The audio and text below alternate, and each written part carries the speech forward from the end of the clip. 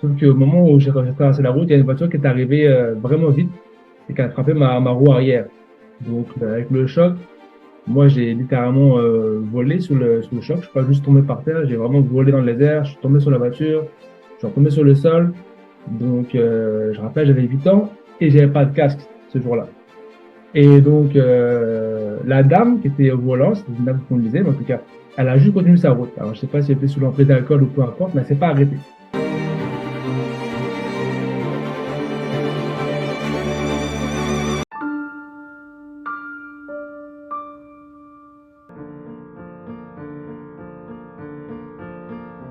Bonjour Johan, bienvenue. Bonjour, TCA.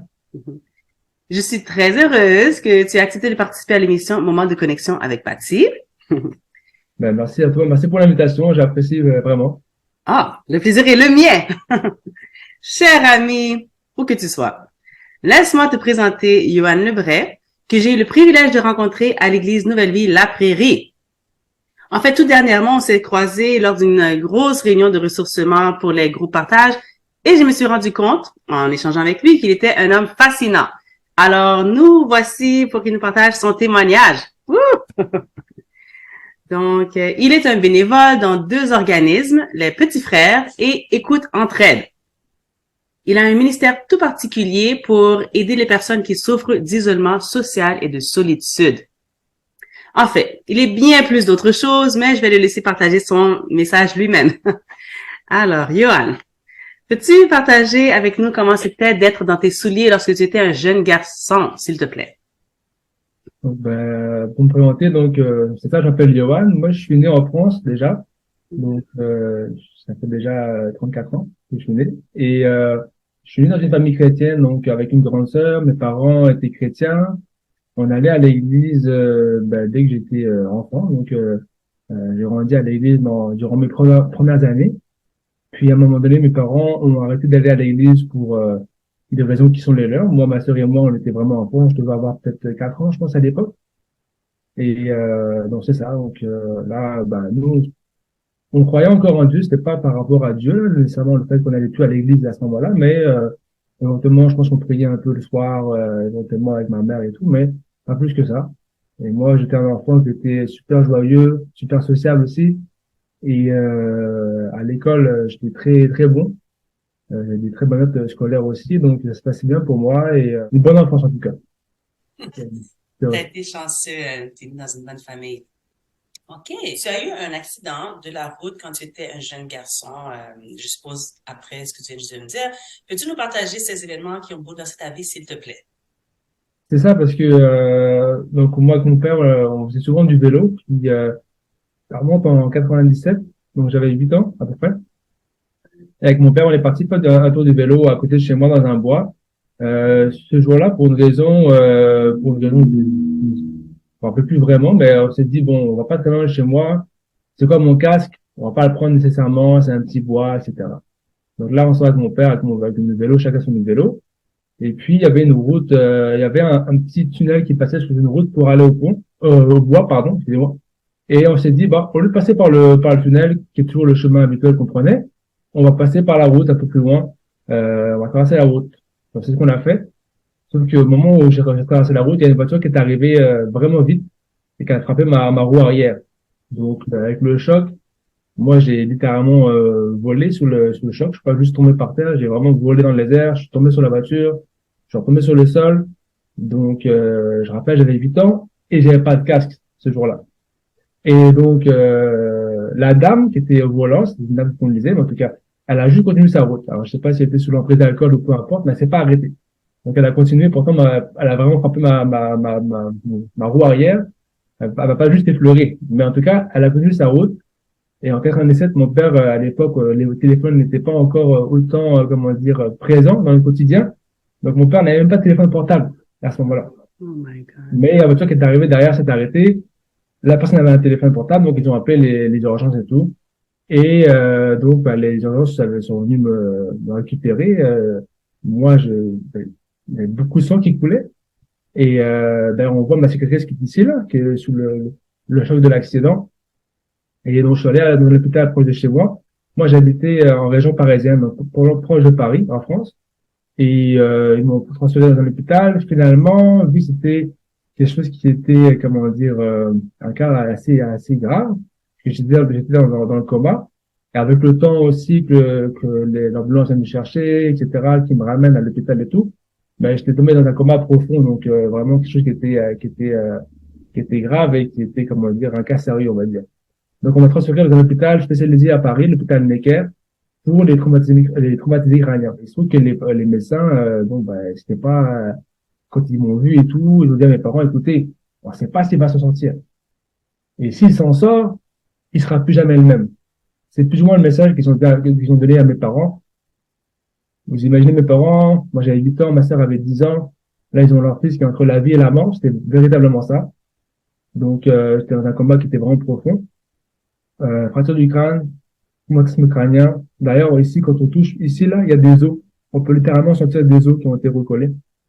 Et donc, là, j'ai ma cicatrice de l'accident, mais ils m'ont opéré. Donc, ils m'ont ouvert ici, tout ça jusqu'ici sur le côté, pour enlever une goutte de sang dans le cerveau, etc., pour faire l'opération. En tout cas, je suis resté pendant 10 jours dans le coma, dont 9 où j'étais vraiment entre la vie et la mort. Je me rappelle qu'on était chrétiens. Puis moi, on n'allait plus à l'église, mais on croyait en Dieu. Puis notre famille, mes grands-parents, j'avais ma tante, mon oncle, et j'avais des amis, enfin mes parents avaient des amis de l'église où j'allais avant, qui connaissaient, qui priaient pour moi. Qui priaient pour moi. D'ailleurs, une petite anecdote, ma grand-mère qui habitait proche de l'accident, elle m'a dit ceci un jour, elle m'a dit, ce même jour, c'est durant l'après-midi, elle a entendu, elle était dehors dans son jardin, elle faisait du jardinage, elle a entendu une ambulance passer, et dans son cœur, elle a comme entendu la voix de Dieu, elle avait prié pour Yohan. Mais elle savait pas qu'est-ce qui se passait. Je me rappelle en 97, pas de téléphone, il y a pas, on n'est pas sur Messenger ou on n'est pas sur les réseaux sociaux pour savoir qu'est-ce qui se passe en temps réel. Mais elle a juste entendu une voix de prier pour moi, elle a prié pour moi. Je sais pas si c'était l'ambulance qui est venue me chercher. En tout cas, c'était le même jour.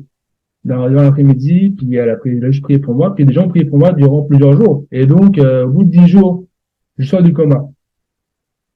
Mais le traumatisme était important. Donc moi, je suis sorti de l'hôpital, j'étais en fauteuil roulant, je parlais plus, je marchais plus. Donc là, on m'a transféré dans l'hôpital Saint-Maurice, un hôpital de rééducation pour des enfants, des personnes qui ont eu un traumatisme crânien.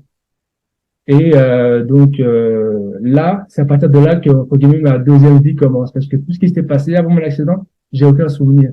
Ce que je vous ai raconté sur mon enfance, c'est des choses que on m'a dit ou que je sais plus ou moins, mais j'ai pas de souvenirs qui soient vraiment marquants, mais à part peut-être 3, 4, 5 souvenirs des derniers mois d'avant mon accident, qui sont vraiment très très brefs là. C'est mon grand-père qui est décédé quelques années plus tôt, j'ai aucun souvenir de lui, mais j'ai pas de souvenir de l'événement marquant, juste de fois à l'affaire et puis ce qu'on me racontait un peu de ma propre vie. Et donc il a fallu que je réhabitue mon cerveau à fonctionner. Le cerveau, c'est un muscle, c'est comme n'importe quel muscle dans le corps.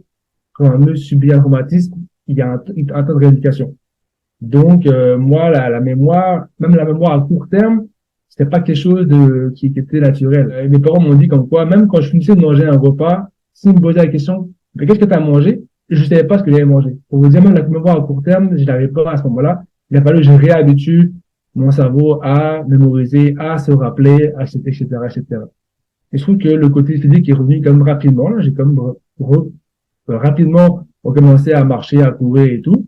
Mais le côté intellectuel était plus lent. Je suis rentré à l'hôpital effectivement en octobre 97 et en décembre, moi je me rappelle pendant quelques semaines, les week-ends j'allais chez mes parents, je retournais chez mes parents, chez moi en fait, le week-end et je retournais le dimanche soir durant toute la semaine dans l'hôpital. Donc mes parents avaient réussi à avoir ça avec l'accord des médecins pendant quelques semaines. Mais arrivé en décembre, mes parents ils étaient comme là c'est vraiment difficile pour nous aussi de devoir faire toujours les trajets. C'était comme peut-être 30 minutes de route, aller, retour, en plus, ça peut être au moins 1 heure de route, même plus. Avec le trafic à Paris, ça peut être très long. Et donc, finalement, c'était un peu compliqué pour eux, et même pour moi aussi, à un moment donné. Donc, ils ont un peu dit, est-ce qu'on pourrait le récupérer chez nous? Et finalement, les médecins ont accepté que je retourne chez moi à Noël, donc j'ai quitté à Noël, plus ou moins dans ma date d'anniversaire, parce que je suis né mi-décembre, donc pour moi, c'était comme un cadeau d'anniversaire / Noël. Je suis retourné chez mes parents et puis là j'ai repris les cours, mais j'ai pas repris les cours à temps plein. Mon cerveau était pas capable de pouvoir comment dire, travailler durant une journée entière. J'étais en CM1 à l'époque, donc en quatrième année primaire, si on prend l'équivalent ici au Québec. Et finalement, tranquillement, j'ai commencé à reprendre des cours à mi-temps. J'avais des cours d'orthophonie et des cours à mi-temps. J'ai repris les cours en janvier. L'année s'est finie au mois de juin. J'avais quasiment manqué toute l'année. J'ai manqué de septembre à décembre et j'ai fait la moitié de janvier à juin. Mais ils m'ont laissé passer pour l'année suivante. Pour deux raisons, parce qu'ils voulaient que je reste avec les élèves que je connaissais, pas trop me perturber à ce niveau-là, et ils se sont dit, l'année suivante, on va réviser un peu ce qui a été vu après, donc on va le laisser. Donc je suis passé finalement, là j'ai commencé à être un peu plus à l'aise, justement, mon cerveau était un peu plus réactif, un peu plus capable de pouvoir endurer une journée d'études, et j'ai commencé à reprendre les cours à temps plein, et puis j'ai des notes qui étaient correctes. Mais j'étais plus comme avant. Avant, j'étais très rapide, très bon. On m'avait même proposé de sauter une classe, alors que je suis un des plus jeunes de ma classe. On m'a dit, tu peux choisir ta classe. Je dis, non, pas besoin et tout. Mais finalement, je l'ai quasiment pas fait cette année-là. On m'a laissé passer. Mais là, j'étais dans le milieu de tableau, si je puis dire, entre guillemets. J'étais plus le premier, le plus rapide, les meilleures notes. J'avais plus ça, là. Ça me dérangeait beaucoup à l'époque. J'étais quelqu'un d'un peu compétitif et ça me dérangeait de dire, mince, j'arrive plus à être aussi bon qu'avant, aussi rapide et c'était difficile pour moi. J'étais plus lent qu'avant, mais même plus lent que les autres personnes. Donc, c'était vraiment difficile pour moi, les cours, les devoirs chez moi. Des fois, le soir, je pleurais, c'était vraiment lourd, quoi. Donc, des fois, mes parents, ils disaient des mots au prof pour dire, il n'a pas pu finir son devoir parce que il est trop fatigué et tout. Donc, les profs étaient au courant de la situation. Donc, ça m'a permis de pouvoir graduer, mon brevet des collèges. Donc, en France, c'est genre plus ou moins à la moitié du secondaire. Je suis passé dans un bac pro professionnel en comptabilité. J'avais pour 15 ans. Moi, à la base, je voulais être journaliste sportif, mais j'avais pas les aptitudes pour, au niveau du français, pour faire une école de journalisme et tout ce qui s'ensuit, enfin, littéraire, école de journalisme, etc. Donc, moi, j'ai pris cette voie-là qui était quelque chose qui me semblait plutôt bien. J'aimais bien les chiffres, mais bon, je savais pas c'était quoi la comptabilité, j'avais 15 ans. Donc, finalement, j'ai fait ça une année, deux années, troisième année. Et il me restait une dernière année, j'étais comme, oh non, j'en ai plus ça, j'en ai marre, j'aime pas ça, c'est fini. Et mon pasteur jeunesse m'avait dit à l'époque, écoute, il te reste un an à faire là, fais ta dernière année, tu verras après, tu auras un bac qui correspond plus ou moins à la fin du secondaire au Québec. Et donc, c'est ce que j'ai fait, j'ai gradué mon bac. Il faut savoir que durant tout ce temps-là aussi, je vous ai beaucoup parlé du côté intellectuel à l'école qui était compliqué pour moi, avec le fait que j'avais plus de difficultés, je ne pouvais pas faire ce que je voulais nécessairement au niveau de mes notes. Mais au niveau relationnel aussi, c'était difficile. J'étais beaucoup plus renfermé sur moi-même. J'avais beaucoup plus de difficultés aussi à, à me faire respecter au collège, à cet âge-là, côté adolescent. C'est pas pareil là. Il y a aussi des fois l'intimidation. J'en ai vécu un petit peu aussi. Donc c'était un peu difficile. À certains moments, j'étais un petit peu seul. Du fait que mes amis, j'avais quelques amis, mais moi j'ai redoublé. J'ai passé les autres années, moi, j'étais avec des gens plus jeunes, que je connaissais moins. Bon, c'était un peu difficile aussi à certains moments. Et des fois, t'es avec des gens parce que tu veux juste pas être tout seul. Ça m'est arrivé aussi. Donc, ça, c'était un peu le côté social qui était un peu compliqué à ce niveau-là. J'avais quelques amis en dehors du collège, mais aller au collège, c'était quand même plus difficile à ce niveau-là, à certains moments. Mais je reviens, donc, à mon accident. Quand j'ai eu mon accident, quand je suis sorti de l'hôpital, beaucoup des médecins ont dit, mais c'est un miracle qu'il en soit là.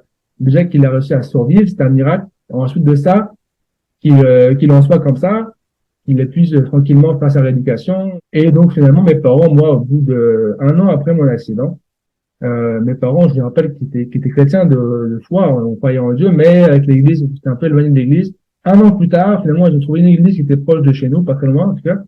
Et on est allé dans cette église-là. Moi, j'avais 10 ans à ce moment-là. Et donc, avec ma sœur, mes parents, on est allé dans cette église-là, puis on s'est posé, puis moi, j'ai grandi dans cette église. Donc, en fait, cet accident que j'ai vécu a permis, d'une certaine façon, de par ce que Dieu a fait, de par le fait que Dieu a répondu aux prières de pas mal de personnes, ma grand-mère, des amis mes parents eux-mêmes et autres, qu'on puisse revenir dans une église qui est importante, parce que même croire en Dieu, c'est important, mais l'église, la communion, avoir des frères et sœurs avec qui on peut parler, partager, c'est important. Moi, j'avais 10 ans, ma sœur avait 12 ans. Quand tu arrives à l'adolescence, si t'as pas d'amis chrétiens, si t'as pas une vie dans laquelle tu peux vraiment grandir, te construire et tout, c'est difficile. Après, t'as des influences, etc. Ça ne sera pas été pareil pour ma sœur et moi. Même pour mes parents, ça n'a pas été la même chose aussi. Donc, merci Seigneur. Amen. C'est pas pour rien, finalement. Ça a permis beaucoup de choses que, ben, il n'y a pas de ça qui se passe, on a envie de discuter, mais finalement, il y a du bon derrière qui en sort. Et ça, c'est la meilleure chose qui en soit sortie, c'est qu'on ait pu, de cette façon-là, tranquillement, de revenir dans une église. J'ai passé mon bac en pro en comptabilité, ce qui est genre au niveau, plus ou moins cégep, au Québec. Et, finalement, moi, j'étais perdu dans la vie, moi, je sais pas quoi faire, là. Donc, j'ai gradué, je me rappelle, j'ai passé mon diplôme. Tout le monde se projetait sur les années suivantes. Ah, comptabilité, moi, je vais aller en vente, truc de service, etc., pour des études. Moi, je savais pas quoi faire. Et je disais à tout le monde, moi, je passe mon diplôme, après ça, je vais voir. Je verrai bien qu'est-ce que je ferai. À ce moment-là, je commençais à jouer au drum à l'église. J'aimais beaucoup le drum. Faut savoir que quand j'étais tout petit, quand j'avais comme 4, 5 ans, 3, 4 ans, quand j'étais vraiment tout petit à l'église, au début de ma vie, j'étais à l'église avec mes parents, quand j'étais tout petit. Moi, j'étais fasciné par la batterie, etc. Et puis, vous me voyez faire ça comme ça, c'était un enfant. Et finalement, l'accident que j'ai eu, encore une fois, merci Seigneur, parce que j'ai des difficultés un peu plus au niveau intellectuel, même si ça m'a pas empêché de pouvoir faire des études par la suite. J'ai des difficultés, ça a été un petit peu plus difficile à certains moments. Mais le niveau physique n'a pas été vraiment, n'a pas été tant que ça touché. Aujourd'hui, je fais beaucoup de sport. Moi, j'aime beaucoup le sport. Quand j'ai eu mon accident, la première chose que je voulais faire, c'était retourner sur un vélo. Ma mère, mais moi, je suis retourné sur un vélo rapidement avec mon père, avec un casque. Euh, mais c'est ça. Et finalement, la batterie, ben, encore une fois, la batterie, c'est un instrument qui demande aussi de pouvoir Oui. ses mains et ses pieds. Et ça ne va pas Coordination. ouais. On ne peut pas empêcher de pouvoir ben, faire de la batterie par la suite. J'ai pris des cours, j'ai commencé à jouer à l'église et tout. Donc, merci Seigneur, parce que même l'accident que j'ai eu n'a pas empêché que derrière, je puisse le servir à travers la batterie, que je puisse faire des choses que j'aime faire, donc la musique, faire du sport. Donc, ça a été une bénédiction parce qu'on est retourné à l'église, ma famille, moi avec ma famille. Et j'ai pu quand même faire du sport, beaucoup de basket, du foot, soccer et compagnie. Donc, Ok. ça m'a pas empêché de pouvoir faire de ce que j'aimais faire. Et comme on commençait à jouer à l'église, à la jeunesse, à la batterie, au drum, le dimanche et tout ça, je faisais des cours, je commençais à jouer à toutes les réunions. J'ai 20 ans. Qu'est-ce que je fais de ma vie? 21 ans, 21 ans, un peu après. Et, j'étais chez mes parents, ma mère m'a dit, bah, écoute, va travailler. Donc, j'ai commencé à travailler à droite à gauche, mais je savais pas quoi faire. Donc, j'ai des petits jobs, certains emplois, et puis, ben, finalement, le temps a passé, puis à un moment donné, ben, j'ai entendu parler de Nouvelle Vie, Hmm. à travers les chansons, à travers les messages, beaucoup Attends, là, d'artistes. excuse-moi, là. Là, t'étais rendu en France et t'as entendu parler de Nouvelle Vie? Ouais, ouais, ouais. Ah, ok, continue. Oui, oui, oui. Parce que, bon, avec Internet, Oui, ben oui, c'est ça. Ok. on est plus en 97, là, on est en 2010 environ, 2013, Wow. ces années-là. Donc, finalement, bah, avec la musique, il y avait beaucoup d'artistes qui sont venus dans mon église de Nouvelle Vie, Hmm. faire des concerts, etc. Donc, on a côté plusieurs. Ils m'ont parlé de Nouvelle Vie, l'ITF, avec une école sur la louange, l'Institut de théologie pour la francophonie. Donc, l'ITF, il y avait un certificat en louange. Et je me suis dit, bah, c'est super ça, moi j'aime bien la louange, je suis impliqué dans le groupe de louange, je peux faire ça. C'est en 2011, à cette année-là, j'ai refusé, bah, j'y ai pensé, mais j'étais pas prêt, j'ai un peu hésité, j'ai fait non, je ne vais pas quitter la France pour aller au Québec pour ça, bon, j'étais pas prêt. Finalement, le temps a passé. 2 ans plus tard, mon master jeunesse m'a dit, tu te rappelles, Yohan, l'école ITF et tout, tu voulais peut-être faire et tout ça, qu'est-ce que t'en penses? Là, j'ai fait, ah ouais, ok, j'ai repensé. Et finalement, finalement, bah, j'ai fait les démarches en 2013 pour venir au Québec. Parce que pour faire cette école-là. Il n'y avait plus le certificat en louange, à ce moment-là, mais j'ai dit, écoute, c'est pas grave, je vais prendre un certificat, théologie, je vais prendre une école de biblique au moins 1 an, venir au Québec, puis je vais bouger. À ce moment-là, j'avais 24 ans, je me sentais plus de pouvoir quitter la France aussi, parce que j'étais très attaché à mon église, j'avais mon confort de vie, un petit peu, mon travail, mes amis et tout. Mais là, à ce moment-là, j'ai décidé de partir. Je suis arrivé au Québec en 2013, donc ça va faire 10 ans déjà au mois d'août que je suis arrivé. Wow. Bon. Alors, quelle aventure jusqu'à maintenant. Oui, ça, c'est vraiment impressionnant. Puis on voit le travail de Dieu à travers tout ça parce que franchement, c'est tout un coup. Et je suis contente qu'après ça, ton père t'a forcé à mettre un casque sur ta tête quand t'as recommencé à faire ton vélo. Ma mère aussi. Ouais. Oui, je peux imaginer sa réaction à ce moment-là. Donc, OK, là, t'es rendu au Québec, mais j'aimerais retourner un petit peu en arrière. Je sais que, bon, t'étais élevé chrétien, ensuite t'as continué à être croyant, mais t'as arrêté d'aller à l'église, et là après ton accident, Dieu merci, vous avez recommencé à vous impliquer dans une église près de chez toi. Mais dans tout ça là, c'est à quel moment est-ce que t'as décidé de donner ta vie au Seigneur? Est-ce qu'il y a un moment particulier où est-ce que t'as dit, ok, là je donne tout et je le suis? À vrai dire, j'ai pas eu un moment particulier. Des fois, c'est ça qui se passe pour ceux qui grandissent dans l'église, qui est mon cas depuis mes 10 ans. Je me rappelle qu'il y a une période où je me suis un peu plus rapproché de Dieu. Moi, je joue beaucoup, j'avais un drum chez moi. J'écoutais des albums de louanges. Je jouais par-dessus les albums de louanges avec mon casque. C'est un drum électronique. Et donc, je me rappelle que je jouais les albums, puis dans les albums, il y avait le temps de prière, de prier. C'était des albums live. Donc, moi, ça me permet de pouvoir avoir un temps avec Dieu un peu plus personnel, on va dire. C'est la louange qui m'aide beaucoup, on va dire, à m'approcher de Dieu. Et j'avais 17 ans à ce moment-là. J'ai commencé à m'impliquer à 18 ans dans la louange. Et mon pasteur m'a dit, ah, tu aurais pu penser au baptême et tout. Parce qu'il voyait que j'étais impliqué, j'étais à l'église, j'aimais Dieu, etc. Donc pour moi, c'était un peu un cheminement, un processus, on va dire, dans ces années-là. Fluide. Mais pas vraiment à un moment précis, mais plus une progression. Puis justement, à 18 ans, je me suis baptisé. Je me dis, ouais, c'est bon, je pense que je suis prêt pour me faire baptiser parce que j'étais déjà, je priais déjà, j'étais quelqu'un qui voulait servir à Dieu. Puis moi, j'avais un désir de servir à Dieu à temps plein. Et à ce moment-là, mon rêve, c'était de servir à Dieu à temps plein dans mon église. C'était ça que j'avais à cœur de faire. Je me disais, mais si je pouvais faire ça tous les jours, la semaine, la servir à Dieu dans l'église, à louange, d'autres choses, peu importe. C'était un peu mon rêve à l'époque. Donc, je suis baptisé, puis j'ai continué à avancer avec Dieu à cet âge-là, 17, 18 ans. OK. Ah, mais quand même jeune, c'est bien. Bon, enfin, il y a pas vraiment d'âge particulier. On est appelé quand on est appelé. Mais c'est ça, moi c'était dans la quarantaine. Mais c'est fantastique que t'aies ce désir, ce cœur pour servir à un si jeune âge. Alors, est-ce que tu peux nous dire comment est-ce que se sont passées tes premières années au Canada, à l'ITF et à l'Église dans ton ministère, s'il te plaît, ici? C'est ça, donc je suis arrivé donc en 2013. Moi, je suis arrivé pour faire, à l'époque, j'étais venu pour officiellement un an. Je me suis dit, je vais faire mon certificat genre pour un an, peut-être 3, parce qu'il y a la possibilité de faire un bac. Mais c'est quoi, je vais faire un an, on verra. Et donc, la première année, donc j'étais à l'ITF, à l'époque, j'étais à l'Église de la Chapelle. J'ai aussi beaucoup impliqué, enfin, j'allais aussi à la jeunesse, un pas jeunesse, le groupe de jeunes de Nouvelle Vie, les vendredis soirs. Et donc, moi, je suis arrivé ici, tout le monde me disait, ah, tu vas jouer à l'église et tout ça, la batterie et tout, parce que c'était ça mon ministère, moi, c'était la batterie, le drum. Et finalement, je suis venu ici, j'ai fait des auditions, donc à la chapelle et à la jeunesse aussi, il y a un pack, on m'a refusé les deux places.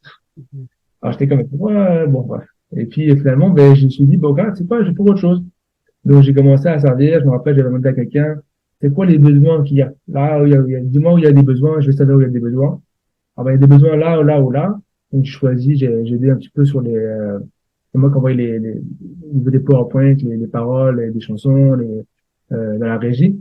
Notamment, j'ai aidé dans l'installation, l'équipe d'accueil et tout ça. Et puis, finalement, durant ma première année, à l'ETF, j'ai beaucoup apprécié, j'ai beaucoup aimé.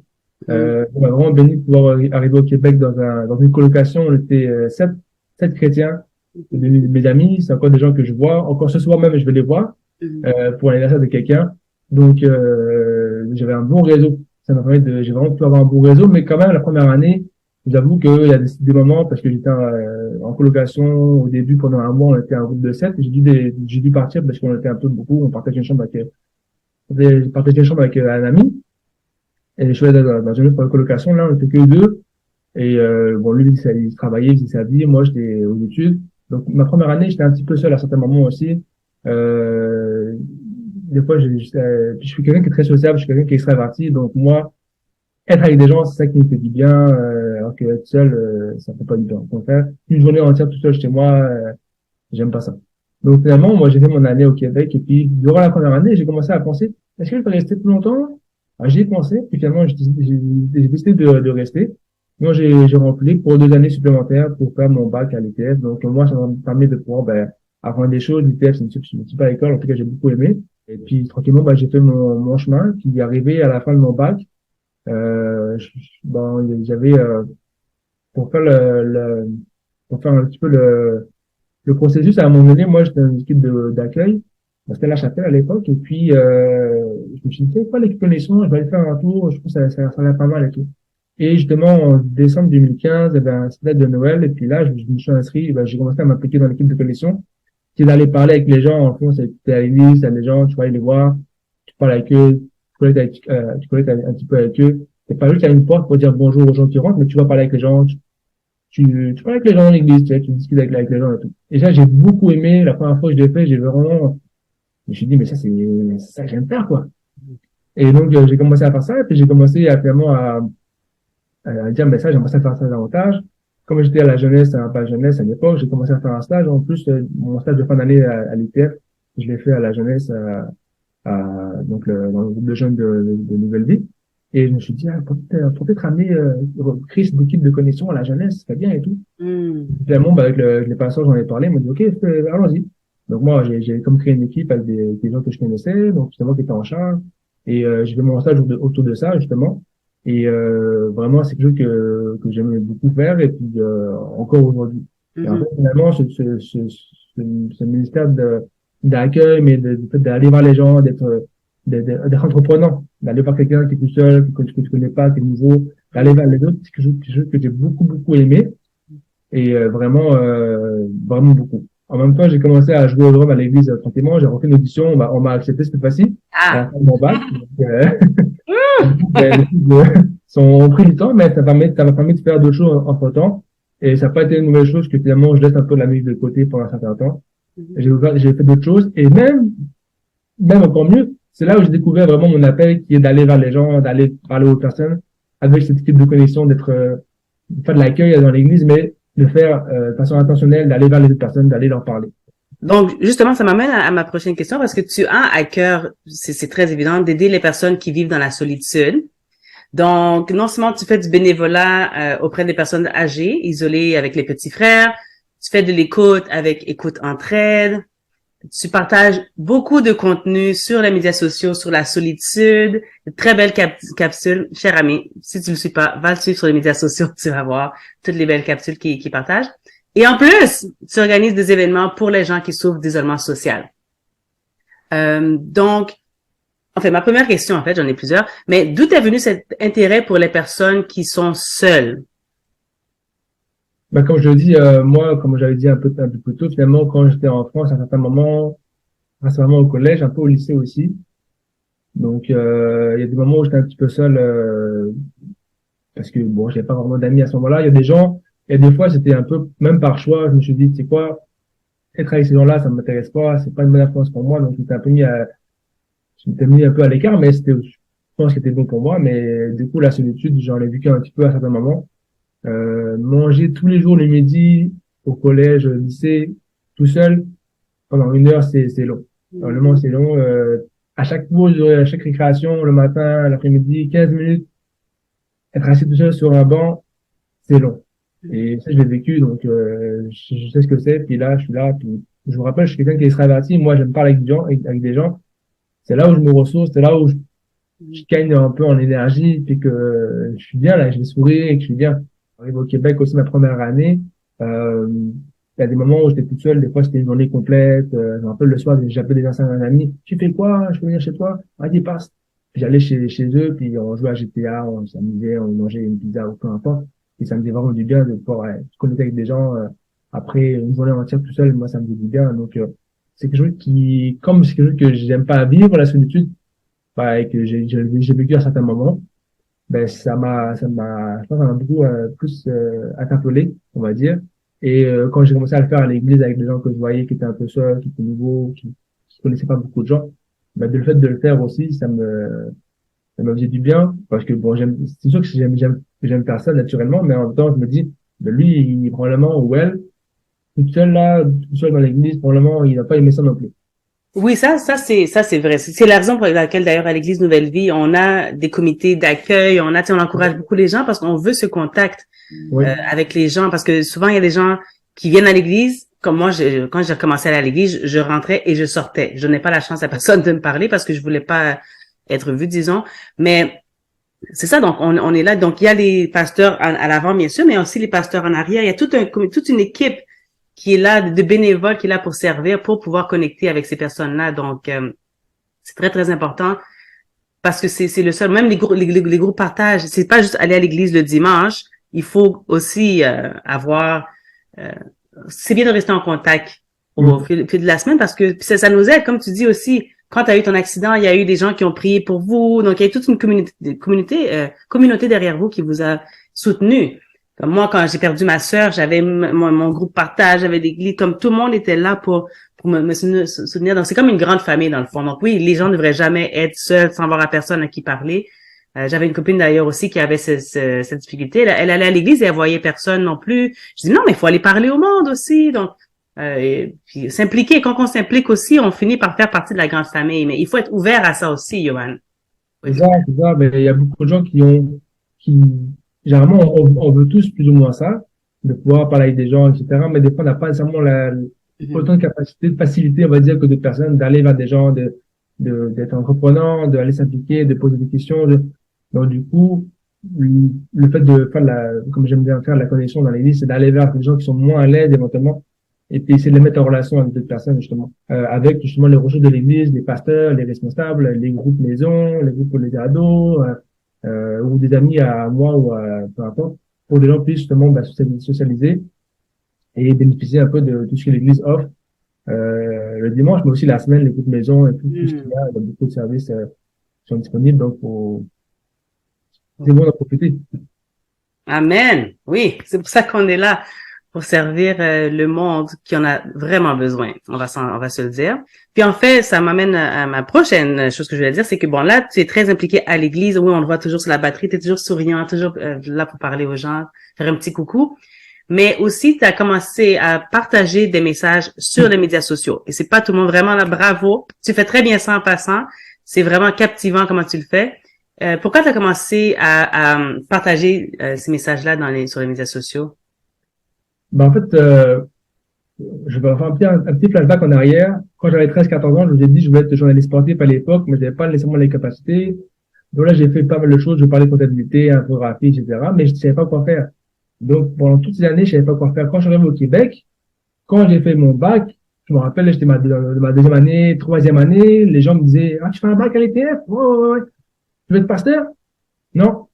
Pourquoi tu fais un bac à l'ETF? Je sais pas. Je savais juste pas. Je pouvais pas dire pour quelque chose. Je savais pas pourquoi je faisais mon bac. Je me rappelle quand j'ai gradué en 2016, à la fin, les gens prient pour nous et tout, j'avais la toge, etc., tout truc. Et même là, quand j'ai gradué, j'ai commencé à travailler finalement. Je me suis dit, bah, écoute, maintenant, je reste au Québec parce qu'entre temps, le processus m'est venu dans l'idée de, est-ce que je vais revenir en France ou est-ce que je vais rester au Québec? Et justement, j'ai décidé de rester au Québec. J'ai fait une demande. J'ai été accepté par je veux un PVT, donc, permis de vacances-travail. C'était un tirage au sort. J'ai dit, Seigneur, si tu restes ici, merci pour ça, et puis on verra bien. J'ai été tiré au sort, donc je suis resté au Québec et, j'ai commencé à travailler, à avoir certains emplois. Un peu comme en France. J'ai postulé un peu partout pour travailler, parce que maintenant, je suis aux études. Mais encore une fois, même quand je travaillais, je me disais, mais pourquoi je suis en train de mettre des papiers de toilette sur des étagères, j'étais agent de couture, j'étais commis de plancher, qu'est-ce que je fais là, genre? Et par contre, c'est pas mon appel, genre, je viens de faire un bac à l'ETF, qu'est-ce que je suis en train de faire de remplir des rayons sortes de produits, je me suis dit, mais c'est pas ça que je veux faire. Moi, Mhm. je me suis dit à temps plein. Donc, je dis, Seigneur, c'est quoi, je vais démissionner, et puis on verra bien. Et le matin, je vais à l'église, je vais au pasteur jeunesse, je dis, écoute, je vais démissionner pour servir avec vous à temps plein. Là, il me dit, t'es sérieux? Je dis, oui, oui, oui. Je dis, ok. L'après-midi, j'ai une amie que je connaissais un petit peu, qui savait que qui avait fait l'IPF pendant 3 ans, qui me dit, écoute, on recherche un pasteur jeunesse pour un pasteur. Je dis, on cherche un prédicateur pendant 2 semaines, il y a un week-end pour ados. Et que tu as prêché pour un week-end. Il y avait 4 messages à prêcher. Un vendredi, 2 samedis, un dimanche. Et j'ai eu 2 semaines pour préparer mes messages. Je suis allé m'appliquer à l'église, par la suite à temps plein et tout. Et c'était vraiment une bénédiction. À ce moment-là, j'étais à l'église Nouvelle-Vie. Je commençais à m'appliquer pas mal et tout. Et c'était vraiment une bénédiction. J'ai vu comme quoi Dieu m'a un peu dirigé dans tout ça. J'ai eu un petit emploi à l'église Nouvelle-Vie aussi. Je faisais l'entretien ménager les samedis. Moi, j'étais bénévole 4 jours par semaine avec la jeunesse. Je les aidais pour différentes choses, etc. Le samedi, à l'église, je faisais le ménage. Et d'ailleurs, ça, c'était une période, donc 2016, fin 2016, début 2017. À ce moment-là, j'étais retourné en France aussi à Noël. Ma mère me dit, tu sais, Yoann et tout, quand même, par rapport, tu sais, c'est mettre ça vers l'église et tout, mais quand même, parce que moi, encore une fois, j'avais un PVT. Donc, il y a aussi tout le côté de l'immigration, écoute, là, il faut un travail, aussi bien pour la vie en général, les finances et tout, mais en même temps, bah, l'immigration, bon, il y a des démarches à faire aussi. Et ma mère me disait, tu devrais travailler, trouver un job, t'aider pour l'immigration. Moi, je dis non, c'est comme maman, moi, je suis à la bonne place. Je me sentais que j'étais à la bonne place. À l'église, à temps plein, comme bénévole, puis après un samedi où je faisais un peu de ménage, où j'étais payé pour ça. Et finalement, ben, les semaines ont passé. À un moment donné, j'ai commencé à me dire, ben, je pense que j'ai fait un peu le tour, là. C'est 6 mois, 7 mois, j'étais à l'église. On priait pour moi, certains priaient pour moi, ils disaient, ben, Seigneur, utilise-le, hein, tu sais, pour ce qu'il veut faire, parce que moi, j'étais comme, let's go, moi, je veux servir, tu vois. Et c'est ça que je faisais, mais en même temps, c'était un peu une période un petit peu de transition, on va dire. Et, euh, et je me rappelle, d'ailleurs, juste pour faire une petite anecdote, quelques années plus tôt, je l'avais dit, moi, mon désir, c'est de servir Dieu à temps plein dans l'église. Mais servir aussi être rémunéré, parce qu'il faut amener un peu d'argent qui rentre. Et un samedi, j'étais en train de faire le ménage dans l'église, et c'est là que j'ai réalisé que j'étais en train de vivre mon rêve. Je me suis dit, mince, je suis en train de nettoyer l'église, je suis en train de servir dans l'église, et je suis payé pour ça, et là, je me suis dit, ok, c'est ça que mon rêve que je suis en train de vivre. Je fais du bénévolat la semaine, je fais des choses que j'aime faire. Même quand je suis en train de nettoyer l'église, finalement, c'est mon rêve que je vis. Donc, des fois, on dit oui, les grands appels et tout. Ouais, mais c'est bien, mais même de nettoyer l'église, tu sers dans l'église, tu passes le balai, tu passes la mop, t'es payé pour ça. Moi, et tu m'avais dit ça à 17 ans, 18 ans. Ben, je l'aurais fait, là, à 100%.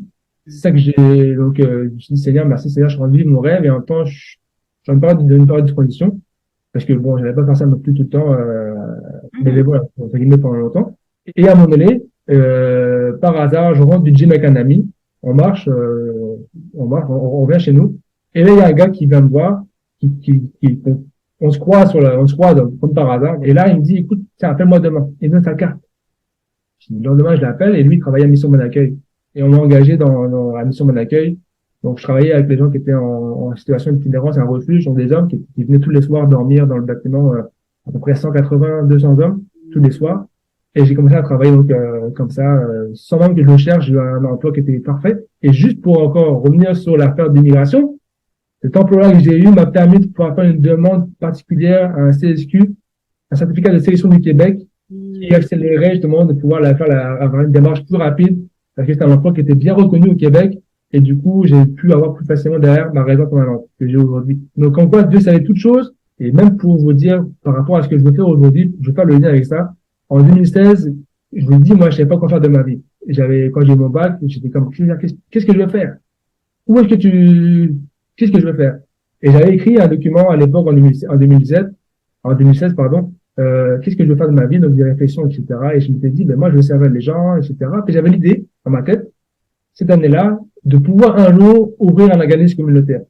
J'avais cette idée-là. Mais le communautaire, ça m'attirait, donc je me suis dit, mais pourquoi pas ouvrir un jour un organisme qui démarrait quelque chose. Et donc, justement, en 2017, là, quand j'ai commencé à travailler à Mission Bon Accueil, quelques semaines plus tôt, je m'étais dit, peut-être je pourrais ouvrir un refuge pour les gens qui sont sans logement. Là, j'arrive dans le bâtiment, je commence à travailler, et je m'étais dit, en fait, tout ce que je vois là, c'est ça que j'avais pensé. Donc, je me suis dit, bah, c'est génial. Je vais travailler là. Et quand j'ai commencé à travailler, je me suis dit, dès le début, j'ai compris que ça, ce serait un temps de formation.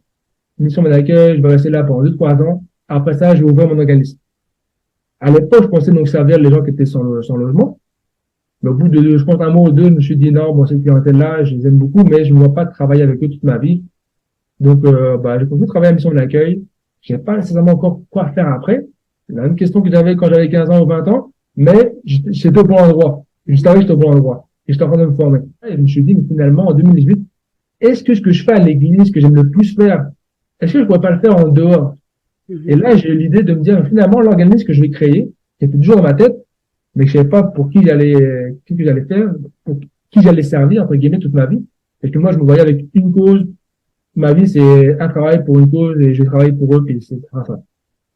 Et finalement, c'est durant l'été en 2018 que j'ai compris que les gens que je veux servir, que je veux aider, ce sont ceux qui sont seuls, qui sont isolés, qui n'ont pas d'amis, qui sont tout seuls. Et c'est là que je l'ai compris. Donc, c'était tout un cheminement, des réflexions et tout. Et finalement, je me suis dit, ok, c'est ça que je vais faire. Donc, j'ai continué à travailler à Mission Bon Accueil pendant quelques années. Le Covid est arrivé, j'étais encore à Mission Bon Accueil, etc. On a continué de travailler et tout ça. Et jusqu'à l'année passée. J'ai décidé de démissionner au bout de 5 ans. Donc, c'était mon temps de formation, 5 années. Je pensais 2-3 ans. Finalement, je suis resté 5 ans. Et finalement, je me suis dit, tu sais quoi, je vais rentrer dans mon ministère. Et c'est là que je me suis dit, la meilleure façon, j'ai commencé à réfléchir à ça et à prier là-dessus. Comment je peux me préparer pour faire cette transition-là? Et donc là, j'ai commencé à, comme tu disais tout à l'heure au début, je suis bénévole dans deux organismes auprès des gens qui sont seuls, les petits frères et l'organisme Écoute Entraide. En fait, je suis allé je les ai appelés, je suis allé les voir et je me suis dit, est-ce que je peux être bénévole chez vous? Il y a des formations de bénévoles pour être bénévole. Donc, j'ai fait la démarche pour me dire, ben, je vais commencer à servir ces gens-là qui sont seuls dans des organismes en tant que bénévole. En même temps, j'ai des formations, ça m'a permis d'apprendre des choses.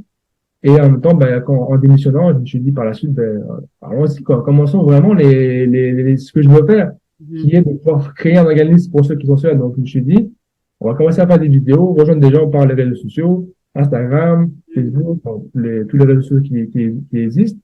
Et donc, c'est pour ça que je fais du contenu, c'est pour rejoindre ceux qui sont seuls et leur dire, ben, écoute, je comprends c'est quoi, etc. On peut en parler, j'en parle un petit peu. Et puis de là, je me suis dit, ben, allons-y, commençons à faire même des événements. Parce que mon but, c'est de rassembler les gens. Mon but, c'est pas de briser l'isolement. Mon but, c'est de mettre fin à l'isolement social.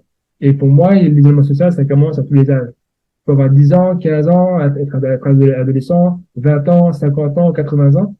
Tu peux être né au Québec, très migrant, être célibataire, même marié ou peu importe, et tu peux te sentir seul. Donc, c'est pas juste le fait d'être isolé où t'as vraiment aucun contact, c'est aussi le sentiment d'être seul, de dire, mais tu sais, j'ai des amis, mais au fond de moi, je me sens seul, tu sais, j'ai du mal à connecter avec des gens, je me sens seul dans ma solitude, dans ma souffrance, dans mes défis, etc. Donc, c'est ça qui est devenu ma cause, en fait.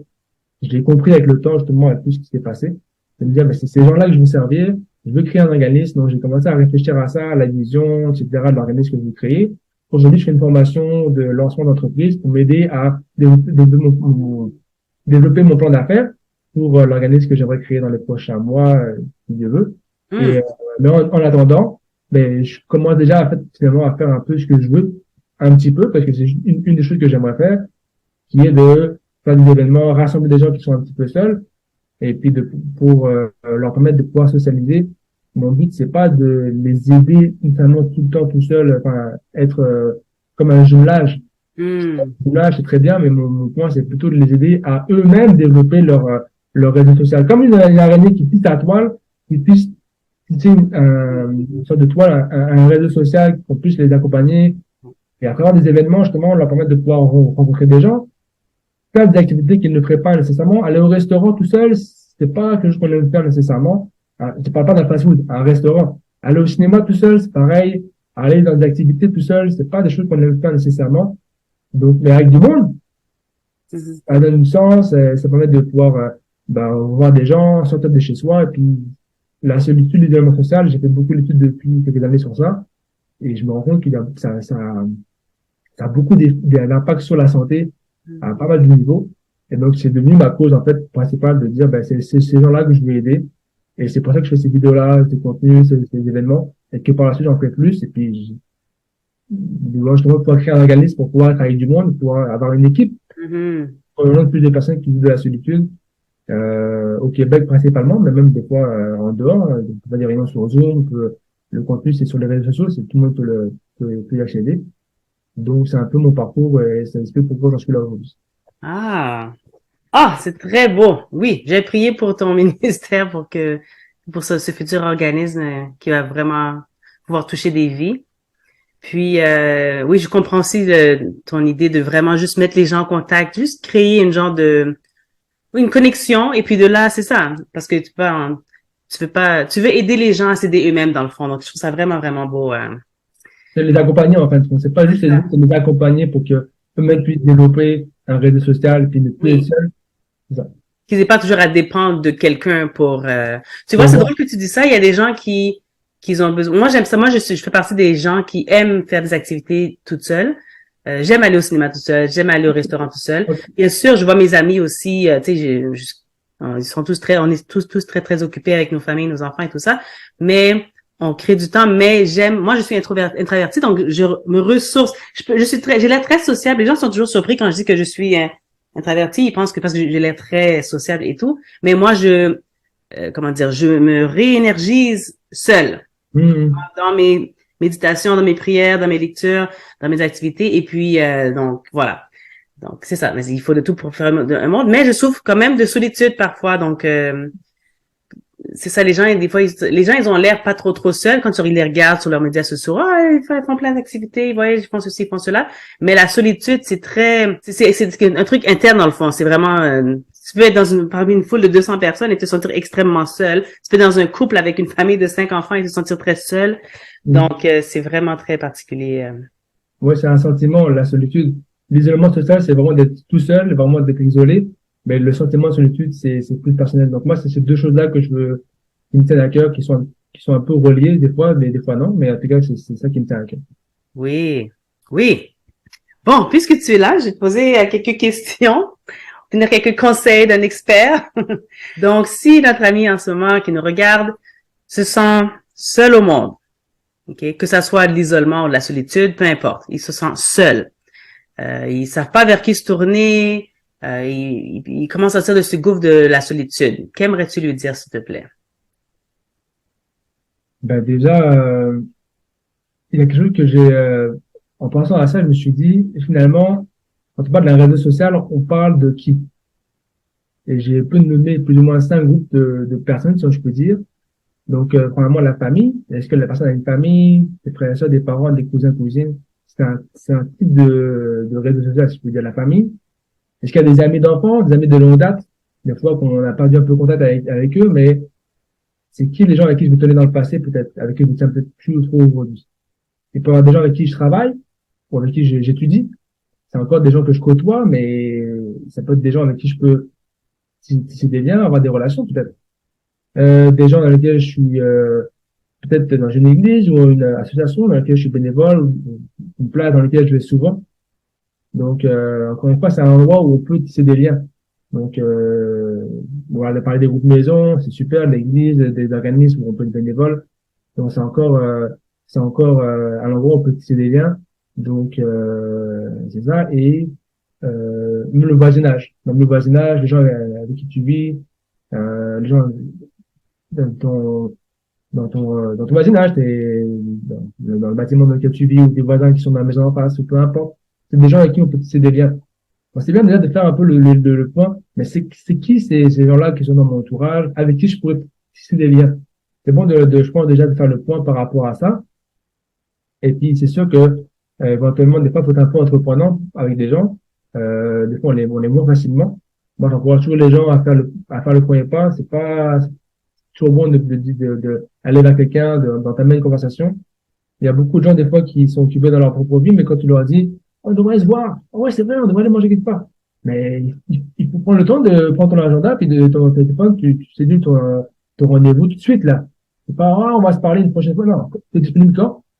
Parce que c'est très important aussi, j'en parlais dans une vidéo justement récemment, les gens qu'on côtoie dans ces différents milieux, si on veut que la relation puisse se développer, c'est pas juste en collègue de travail, hein. On va tous les jours au travail depuis 3 ans, 5 ans, vous travaillez ensemble dans un bureau, peu importe. Si tu veux que la relation puisse se développer, il faut voir cette personne-là en dehors de ce cadre-là. C'est la même manière qu'une relation peut se développer, c'est de voir la personne dans un autre environnement. Donc, tu peux l'inviter chez toi, tu peux aller manger au restaurant avec lui, il y a un festival à Montréal, il y a quelque chose qui se passe, allez-y ensemble. Et là, tout d'un coup, vous avez pu parler du travail, les papiers, le boss, la rencontre d'équipe, c'est, ah, qu'est-ce que tu fais dans la vie? Bon, éventuellement, vous avez parlé un peu de ça avant, mais quand même, vous allez pouvoir parler davantage d'autres choses, vous ouvrir davantage sur votre propre vie. Peut-être aller faire du bénévolat dans un organisme, rencontrer des gens, t'impliquer dans ton église locale, aller dans un groupe maison, aller vers des gens, pouvoir élargir ton réseau. Élargir ton réseau, c'est aussi prendre des initiatives, de dire est-ce que je peux venir vous aider le dimanche d'une façon ou d'une autre. Et puis à ce moment-là, commencer à tisser des liens. Moi, je suis musicien, mais mes amis, pas tous, mais plusieurs sont musiciens parce que on s'est parlé en jouant de la musique, mais il a fallu que je m'applique dans l'église. Ça m'a permis de voir des gens, un groupe maison, tu rencontres des personnes, etc. Donc c'est un bon moyen pour tisser des liens. Donc ça prend de fois de faire une démarche, tout simplement de voir qu'est-ce que je peux faire pour élargir mon cercle. Oui, oui, je suis d'accord avec ça. Absolument. Quand je me sens seule, justement, je peux toujours me tourner vers un des groupes, un des 5 là, tu viens juste de mentionner, des membres de la famille, des fois, on s'entend mieux avec certains que d'autres, là, mais en tout cas, ma famille est pas mal fantastique. Donc, ma famille, mes amis, j'ai l'église, j'ai mon Toastmasters, parce que je fais de l'art oratoire, puis vraiment du bénévolat, oui, donc, oui, toujours être ouvert dans le fond parce que on est des êtres de connexion, on n'est pas fait pour être seul. C'était pas ça le plan de Dieu qu'on soit seul et on peut servir, toucher, aider quelqu'un, puis vraiment s'entourer de bonnes personnes, hein, parce que des fois il y a des personnes qui peuvent nous causer du tort, mais je parle des personnes où est-ce qu'on peut travailler ensemble et puis s'aider, s'élever l'un l'autre. Bah, c'est ça. Oui. Quel conseil aimerais-tu donner à un ou une célibataire découragée, découragé, impatient, quelqu'un qui souffre de son célibat et qui se demande combien de temps est-ce qu'ils vont devoir attendre pour que Dieu exauce leur prière? Est-ce que tu as un petit conseil avec ton expérience? Ben, je dirais d'abord que il y a un temps pour tout. Le temps de Dieu, c'est toujours le meilleur. Donc, c'est bon des fois de comprendre dans quel temps on vit aussi. Personnellement, je suis dans quelle saison de ma vie, et qui travaille, peu importe. Donc, de comprendre un peu des fois dans quel moment on est. Toujours bon de pouvoir prendre soin de soi aussi, parce que en vue de pouvoir être en relation, se marier, fonder une famille, c'est d'abord qui je suis en tant que personne. Donc, se préparer par rapport à ça personnellement, c'est toujours bon. Parce que je me dis aussi, Dieu va te donner quelqu'un aussi, mais à un moment donné, mais que tu dois être capable de pouvoir aussi gérer la relation. Et quand Dieu donne quelqu'un, tu sais, on essaie d'enfant. Donc, si Dieu confie sa fille à son fils, ou inversement, il veut que les gens qu'ils puissent prendre soin d'eux, qu'ils prennent soin de leur relation, qu'ils soient matures, etc. Donc, ça prend déjà de prendre soin de soi personnellement, au niveau de la santé, physique, mentale, spirituelle, ses finances, parce que c'est très important aussi.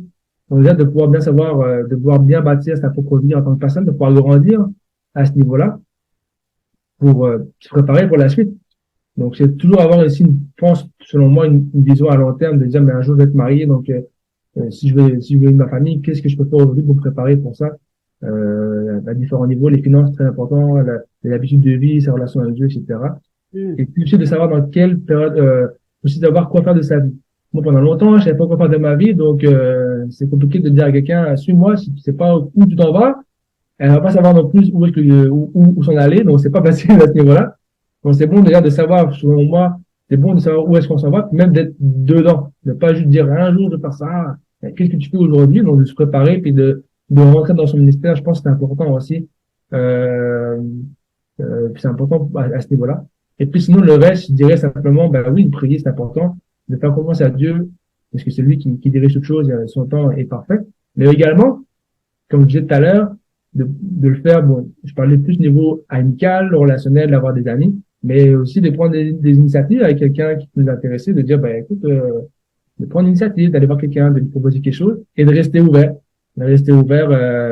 aux personnes qu'on rencontre, et puis simplement, ça je dirais.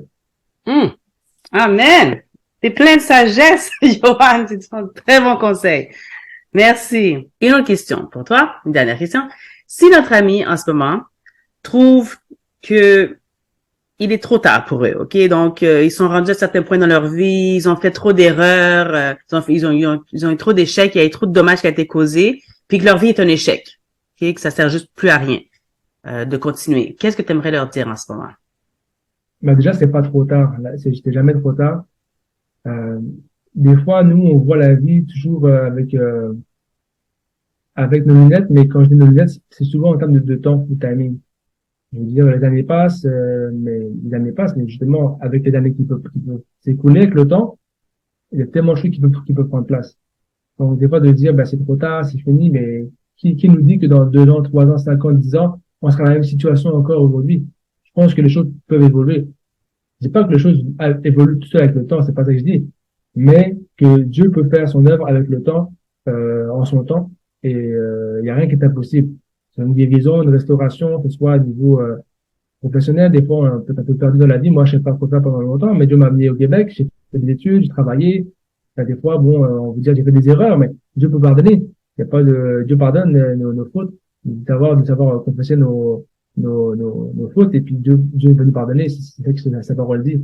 Et de croire que que Dieu fait toutes choses bonnes en son temps, C'est ça que sa parole dit aussi. Moi, c'est ça que je crois, et c'est ça quelque part, que je vis aussi avec le temps, au fur et à mesure de me dire, ben, finalement, des choses que j'ai vécues qui étaient difficiles pour moi. Mon accident, c'était difficile pour moi à l'époque, mais il y a eu des bons qui sortaient de ça. Et j'ai eu des moments où je savais pas quoi faire, où aller, mais Dieu m'a dirigé. Puis en son temps, au fur et à mesure, Dieu me fait évoluer, Dieu me fait grandir, et puis Dieu peut le faire avec toi aussi, celui qui regarde la vidéo. Il n'est jamais trop tard, tu peux toujours prendre une bonne décision, et puis réorienter ta vie dans ce que Dieu veut pour toi, et puis je crois que Dieu peut te diriger, et peut-être tu serais surpris dans quelques temps, dans quelques années, de où tu vas être. De te dire, mais mince, j'étais là-bas avant, voici comment j'étais, maintenant j'en suis là. Je pense que c'est possible aussi pour toi qui regarde cette vidéo, donc ne désespère pas, fais confiance à Dieu, et puis fais-lui confiance concrètement aussi dans tes actions. Prie, fais-lui confiance concrètement dans tes actions, et laisse-le agir dans ta vie. Amen. Oui. OK, donc, quelle est la prochaine étape pour Yohan Lebray? Donc, quel est l'héritage que tu désires laisser à la planète, s'il te plaît? C'est une question que je m'étais posée il y a quelques années. Je vous ai parlé de mes réflexions que j'avais en 2016. Et puis, d'ailleurs, chaque année, je réfléchis toujours à ça, où j'en suis par rapport à ma vision, des visions que j'ai, des visions, même des projets, parce que j'aimerais faire à court, moyen, long terme. Et c'est ça qui m'a permis de pouvoir m'encheminer dans mes réflexions. Et aujourd'hui, j'en suis vraiment au stade où je me dis, mais la prochaine étape, clairement, pour moi, c'est d'ouvrir mon organisme communautaire. J'aimerais le faire cette année. On va voir avec le temps, trouver une équipe, les moyens, bref, faire toutes les démarches qu'il faut pour ça. Mais j'aimerais vraiment pouvoir créer mon organisme communautaire pour les gens qui sont isolés socialement, qui se sentent seuls. Étant donné que c'est quelque chose que j'ai à cœur de faire, ben, toute ma vie, c'est pas un travail. Pour moi, c'est comme une mission. C'est mon ministère, c'est ma vocation, je pense. Donc, pour moi, c'est que je veux faire. Et puis, l'idée de créer un organisme, c'était un peu l'idée de dire un jour, en fait, qu'est-ce que je veux laisser après ma mort? C'est pas juste des biens matériels, là, ou un héritage. C'est aussi de dire, mais je t'ai posé cette question-là, mais je t'ai dit, ce que j'aimerais faire, c'est que des gens continuent de faire ce que je fais même quand je serai plus là. Donc, d'avoir un organisme, une équipe, et pas être tout seul, c'est que lorsque je serai plus là, les gens vont continuer de le faire. Il y a des organismes communautaires, je parlais de Mission Malagueule et d'autres organismes à Montréal qui existent depuis plus de 100 ans. Donc, pour autant vous dire que le fondateur, l'organisme n'est plus là, mais des gens sont encore là, et encore qui travaillent, puis l'œuvre qu'ils ont commencé a tellement pris d'ampleur avec le temps, qu'aujourd'hui, ça a un impact plus grand. Et il y a des gens qui continuent de travailler, de faire ce que eux faisaient au début, encore mieux, il y a plus de services, plus de besoins à rencontrer. Donc, mon désir, pardon, de pouvoir créer justement un organisme qui va pouvoir grandir et que, à un moment donné, les gens puissent le faire aussi. Pas juste moi, mais justement qu'on soit en équipe et que même quand je serai plus là pour une raison ou une autre, que ça puisse continuer de se faire, que le service, le travail puisse continuer de perdurer dans le temps. Oui. Dans le nom de Jésus. Oui. Donc, OK. Donc, quel est le meilleur moyen pour communiquer avec toi si quelqu'un aimerait te suivre sur les médias sociaux ou te rencontrer? Oui. Ben moi, je suis disponible sur Instagram, Facebook, TikTok, LinkedIn et j'ai aussi une page YouTube. Donc, tous mes comptes sont publics. Donc, c'est comme elle veut. Là où je suis plus actif, c'est sur Instagram. Donc, les stories, les publications, etc. C'est facile de parler à quelqu'un sur Instagram aussi, puis mon compte est public. Donc, et mon Facebook aussi. Donc, c'est un bon moyen pour me rejoindre très facilement. Fantastique! Bon! Laissez-moi récapituler ce que je retiens de notre entretien. Premièrement, portez toujours un casque, s'il vous plaît, sur votre tête. Numéro 1. Si jamais vous êtes seul, essayez de regarder dans votre entourage à ces 5 groupes suivants, votre famille, vos amis, vos collègues, ou à l'église ou la communauté et dans votre voisinage. Quand vous rencontrez quelqu'un, au lieu de dire « Ah oui, on se verra un jour », réservez une date, prenez votre téléphone. Trouvez-vous une activité, resto, festival, événement, quoi que ce soit. Essayez d'élargir votre réseau pour ne pas vous sentir seul. Vous n'êtes jamais seul. Ensuite, si jamais quelqu'un s'impatiente par rapport à leur célibat ou quoi que ce soit, le temps de Dieu est toujours le meilleur. Aussi, il a dit, bon, j'ai bien aimé quand Yohan a dit, prends soin de toi, prépare-toi à tous les niveaux financiers, physiques, etc., pour être prêt Aussi savoir où est-ce que tu vas. Qui est pris, fais confiance à Dieu. Prends des initiatives, reste ouvert. Et finalement, si jamais tu sens que t'as gâché ta vie, il n'est jamais trop tard. Peu importe ce que tu as fait, Dieu pardonne. Il y a toujours le temps de réorienter ta vie. Ouh! Bon, je pense que j'ai fait le tour. Et s'il y a une dernière chose que tu aimerais partager avec nous avant qu'on se quitte, Johan? Bah, simplement, je dirais que, écoute, si toi, tu regardes ces vidéos, puis tu te dis, mais moi, je me sens seul. Encore une fois, n'hésite pas à m'écrire. Euh, Comme je dis, mes réseaux sociaux sont principalement m'écrire sur Messenger, Instagram ou quoi que ce soit. Pour m'écrire, moi, je suis vraiment disponible pour parler avec toi, discuter.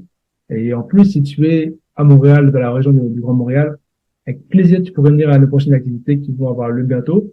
Donc, reste connecté et surtout, ne reste pas seul. Oui! Merci pour ton temps, Johan. C'est vraiment très Merci beaucoup, apprécié. Patricia. Merci beaucoup. J'ai beaucoup aimé la conversation. Et cher ami, j'espère que tu as aimé passer ces moments avec nous et que tu as été fortifié par ce message encourageant. Et je vais te quitter sur ceci. Tu n'es pas seul. Nous t'aimons et encore mieux, Dieu t'aime. Yes. On se voit à la prochaine vidéo. Au revoir. Merci, bye bye.